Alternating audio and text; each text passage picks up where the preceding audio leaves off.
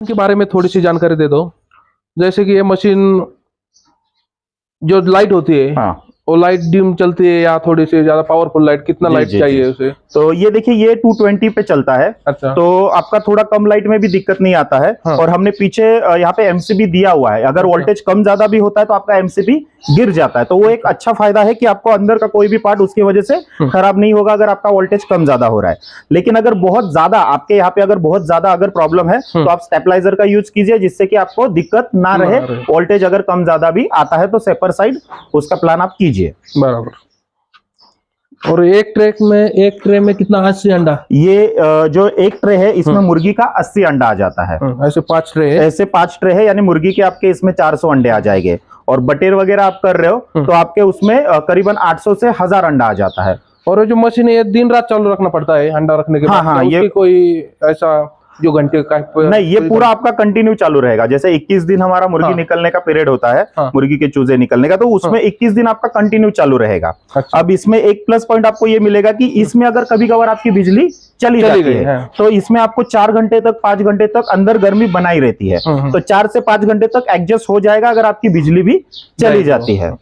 और कोई दिक्कत हुई, लाइट का कोई दिक्कत हुई, जैसे ग्रामीण वागे तो कुछ सुन लो, जो डीपी का प्रॉब्लम आ गया, तो यहाँ पर क्या होता है, डीपी का प्रॉब्लम आ गया तो 2-2 दिन 3-3 दिन लाइट नहीं आती, तो ऐसे में क्या करना पड़ेगा? तो ये इन्वर्टर पे भी आप इसे चला सकते हो। ये इन्वर्टर पे भी चल जाए, बिल्कुल बिल्कुल, ये आपको इन्वर्टर पे भी चलेगा। और इन्वर्टर पे भी इसका बैकअप अच्छा है, क्योंकि एक बार इसमें गर्मी बन जाएगी ना तो कई घंटों तक आपका मशीन जो है अंदर गर्मी बना के रखता है और हीटर बंद कर देता है, तो गर्मी अच्छे से मेंटेन करता है। और उसे यहाँ पर रखने की कोई जगह, इसे बंद कमरे में खाली मत रखो। जैसे अभी यहाँ पे हम लोग जहाँ पे अभी खड़े हैं, यहाँ पे ये खुली जगह है, वेंटिलेशन अच्छे से हो रहा है, तो ऐसे जगह पे मशीन रखिए। जैसे अभी ये पीछे एक कमरा दिख रहा है, ये बंद कमरा है, तो ऐसे बंद कमरे में मत रखिए। जितना भी आप खुली जगह में रखोगे उतना आपको एक बेहतरीन रिजल्ट मिलेगा। बंद कमरे में नहीं रखना है। वेंटिलेशन होना चाहिए, वेंटिलेशन प्रॉपरली होना चाहिए, जिससे कि अच्छे वेंटिलेशन में अच्छा रिजल्ट मिलता है। बंद कमरे में क्या होता है, ओवर टेम्परेचर का दिक्कत आता है। लेकिन फिर भी अपने इसमें एक फंक्शन है, यहाँ पे आप फैन लिखा हुआ है, जब भी फैन पे लाइट आएगी तो आपको पता चलेगा कि हमारा पीछे एक एग्जॉस्ट दिया हुआ है। इन केस अगर ओवर टेम्परेचर भी हो जाता है तो मशीन में ओवर टेम्परेचर बाहर निकालने के फंक्शन है, तो वो एक बेनिफिट है। लेकिन फिर भी हम लोग टालते हैं कि बंद कमरे में या पतरे के शेड में आप रूम में बिल्कुल भी मत रखिए। अच्छा। और यहाँ पे मुर्गी का अंडा 21 दिन में निकलते हैं? हाँ, मुर्गी का जो नेचुरल दिन है 19 दिन, 19 दिन में आपका मुर्गी का निकल जाएगा। बटेर अगर बाई चांस कभी कर रहे हो तो बटेर का 18 दिन में निकल जाएगा। एक साथ ही निकलते हैं क्या? 1-2 दिन, 3 दिन का पीरियड होता है। 3 दिन में 3 दिन। हाँ, मतलब आपका 21 दिन जो मुर्गी हम लोग कहते हैं, तो मुर्गी का 21 दिन का पीरियड हो गया। लेकिन 19वें दिन से ही चूजा निकलना शुरू होता है। मतलब 19, 20 और 21। और अगर आप रात में वगैरह मशीन लगा रहे हो शाम के टाइम में, तो 22 दिन चालू रखिए, तो लास्ट के 3 से 4 दिन आपके चूजे निकल जाते हैं। और ऐसा कोई हो सकता है क्या, कोई अंडा, एक आधा अंडा है, उसके बाद ये नहीं आया बच्चा? हाँ, होता है ना, वही तो सबसे बड़ी चीज होती है। जैसे कि आपका अंडा ताजा होना चाहिए, अच्छा, और फर्टिलाइज होना चाहिए, जिससे कि आपका हैचिंग परसेंट आपको अच्छा मिले। तो जहां से भी आप अंडा ले रहे हो, घर का हो, उसमें आपको 10 मुर्गियों के साथ साथ 2 मुर्गे होना जरूरी है। अगर ये नहीं है तो फिर आपका वो अंडे में कोई जान नहीं बनेगी। जैसे अंडा आप रख रहे हो वैसे ही आखिरी तक 21 दिन बाद भी आपको वैसे ही मिलेगा। तो इसलिए अंडा चुनते वक्त वो चीज का खास तौर पे ध्यान रखना है। आज हम आए हैं 400 अंडों की मशीन डिलीवर कराने के लिए, और आज हम पूरी जानकारी भी इनको यहाँ पे देने वाले हैं कि 400 अंडों की मशीन जो मेटल बॉडी में आती है उसका इस्तेमाल कैसे करना है, किस तरह से पूरे बाकी के फंक्शन होते हैं, और उनके पास अंडे भी आज अवेलेबल है, तो हम उन्हें अंडे भी कैसे रखने हैं और किस तरह से रोटेशन वगैरह होता है, ये सभी की जानकारी देने वाले हैं। तो सर, सबसे पहले आपका पूरा नाम और आप कहाँ से हो ये बताइए। मेरा नाम विनोद बंसीवले, एटपोर्ट दैट्य गुंजाल, तालुका पारनेर, डिस्ट्रिक्ट अहमदनगर। तो आज हम लोग डिस्ट्रिक्ट अहमदनगर में आए हैं। सर का एक छोटा सा फार्म है जहां से वो और इसे डेवलप करना चाहते हैं, तो उसके लिए उन्होंने यहाँ पे 400 अंडों की ये मशीन ली हुई है।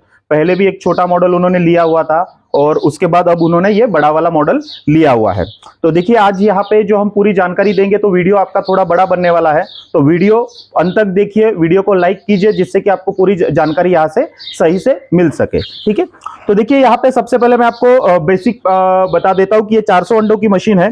तो इसमें जो टोटल जो है 5 ट्रे आएंगे। आप देख सकते हो यहाँ पे टोटल ये टर्निंग ट्रे जो है अपने, ये टोटल 5 कैपेसिटी में आएगा। 80 अंडों का एक ट्रे है, टोटल 5 ट्रे आ जाते हैं, मतलब टोटल इसमें आपके 400 अंडे आ सकते हैं। ट्रे फ्री साइज है, 360 डिग्री रोटेट होते हैं, और इसी ट्रे में आप मुर्गी के भी रख सकते हो, बतख और बटेर के भी रख सकते हो। यानी फ्री साइज होने की वजह से आप किसी के भी अंडे इसमें रख सकते हो। आपको अलग अलग ट्रे लेने की जरूरत नहीं पड़ती है, जैसे मुर्गी को अलग लेना है, बटेर को अलग लेना है, बतख को अलग लेना है, ऐसे करने की जरूरत नहीं पड़ती है। सर मुझे एक बात बताओ, उनमें से कौन से अंडे उबलते हैं? जैसे मुर्गी हो, मुर्गी के हो, बतख के हो। इसमें बॉयलर अंडा छोड़कर हर तरह के चूजा आप निकाल सकते हो। जो बॉयलर अंडा हम लोग खाने के लिए लेते हैं दुकानों से, वो छोड़कर मुर्गी हो गया, बतख हो गया, बटेर, तितर, राजहंस, मोर, टर्की, गिनी फॉल, हर तरह के बर्ड से आप इसमें चूजा निकाल सकते हो। सबके खाली हैचिंग डेज जो है वो अलग अलग होते हैं। यहाँ पे आप देख सकते हो नीचे एक येलो कलर का डिस्प्ले है और ऊपर आपका रेड कलर का डिस्प्ले है। तो आपको हमेशा इस चीज के ऊपर खाली ध्यान रखना होता है।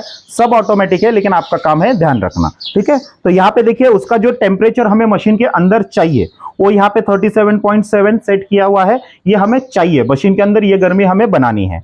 और उसके बाद यहाँ पे देखिए 65 है, ये ह्यूमिडिटी है जो हमें मशीन के अंदर बनानी है। अब मशीन के अंदर एक्चुअली कितना है तो आप देख सकते हो यहाँ पे 30.3 ये अभी एक्चुअल है। जब ये 37.7 आ जाएगा आपके अंदर के हीटर के प्रोग्राम बंद हो जाएंगे, तो वो जितना गर्मी चाहिए उतना ही लेगा, उतना लेने के बाद हीटर बंद कर देगा। और जो ह्यूमिडिटी है वो भी हमारी 60 है, तो जब वो उसके लेवल में आ जाएगा, जैसे 65 हमें सेट किया हुआ है तो 65 आ जाएगा तो उसका वो फंक्शन भी बंद हो जाएगा। डाउन आ जाएगा तो दोबारा स्टार्ट होगा। तो पूरी तरह से ऑटोमेटिक है।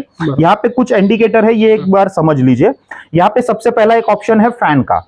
ये फैन हमारा एग्जॉस्ट फैन का है ऑप्शन, मतलब अगर ओवर टेम्परेचर होता है तो गर्मी आपकी बाहर चली जाती है। तो ये है ऑटोमेटिकली। तो जब भी फैन पे आपका इंडिकेटर आएगा समझ लो हल्का सा ओवर हीटिंग हो गया, ओवर टेम्परेचर आपका अपने आप ही बाहर जा रहा है। हीटर 1 और हीटर 2 एक साइड में, लेफ्ट साइड में और राइट साइड में, दोनों साइड में एक एक हीटर है। हीटर 1 और हीटर 2 मतलब जब आप स्टार्ट करोगे मशीन, जैसे अभी हमने मशीन जस्ट स्टार्ट की है तो यहाँ पे आपके दोनों हीटर चालू है। जैसे ही उसे एक लेवल पे आके जब गर्मी मिल जाएगी तो एक हीटर बंद हो जाएगा, और उसकी जब लेवल आ जाएगी 37.7 की तो आपके दोनों हीटर बंद हो जाएंगे, तो ऑटोमेटिकली बंद हो जाएंगे। फिर दूसरा हीटर हमेशा बंद रहेगा, एक ही हीटर पे आपका काम चलेगा।